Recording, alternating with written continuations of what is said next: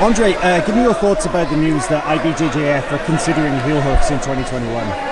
I think it's great, it's amazing. I believe it's gonna take the sport to the next level. The heel hook is really strong, it works.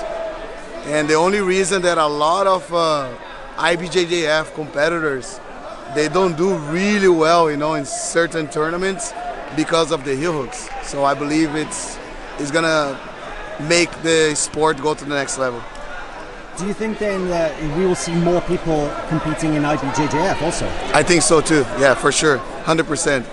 But they say probably it's gonna be only for brown and black, right? The color belts, they still not allowed to do it. I believe a lot of people will be like brown and black faster, let's say, and then they can compete, because a lot of guys, they depend on heel hook to compete, And I think like not letting the fighter to rip the knee, like cross the leg, it takes a lot of the guard from the no-gi, So I think it's a great idea. How will it change things about like how you train in the academy? Definitely, like it's something that we need to be careful, because the heel hook is super powerful, and once you get there, like sometimes like you can have a tweak or a pop in your knee. The fighters, you need to be careful, but like they're like fighters, they only compete under those rules, and they're fine. I think we're all gonna find ways to train. Like in my gym, for example, when we train no-gi, I allow my students to do heel hooks. The only reason that people get hurt with knee ripping and heel hooks is because they don't train, that they don't know what's happening. There are like different ways for you to get hurt. One is when the guy really hurts you. He's like being mean and then try to hurt you. Two is when you don't tap because of your ego. Three is when you don't know the technique. And four is because of an accident. So those are the ways that you can get hurt. But I believe when you know what's happening, it's way harder for you to get hurt. And then I guess the question would be, I had one more question, I forgot what it was. Sure. It was a really good question.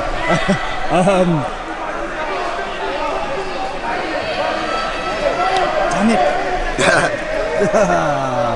I'll probably remember it later. Yeah, if you remember, tell me.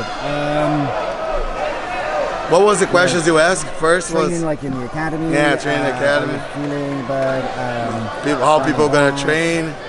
Yeah. It's gonna change the sport. Actually, I remember where it's at. All right. Okay. How about like the more traditional Brazilian jiu-jitsu schools? How do you think they will react with the news that heel hooks are going to be legal? One time I was talking with Halleck Gracie, the Metamoris, the guy that made the Metamoris long ago. And I remember when he came to train in my gym, he grabbed inside the gi, like with 4 fingers inside the sleeve and 4 fingers inside the pants. And then I say, man, you cannot do grips like that. He's like, what? Really? And he's kind of like old school jiu-jitsu, right? And then like he went to a full lock and then he crossed the leg over. And then I'm like, man, you cannot do that. He's like, what? I said, yeah. I said, come on, man.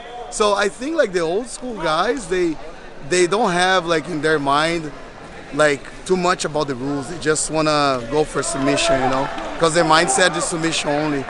So I think when you take out the ripping, the knee ripping and all that, I think you take out the old school, because the old school jiu-jitsu has all that. Those rules of knee ripping are brand new.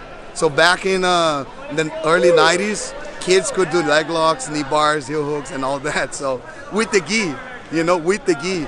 So then they start seeing people getting hurt and then they start taking out. But I believe like they'll be okay.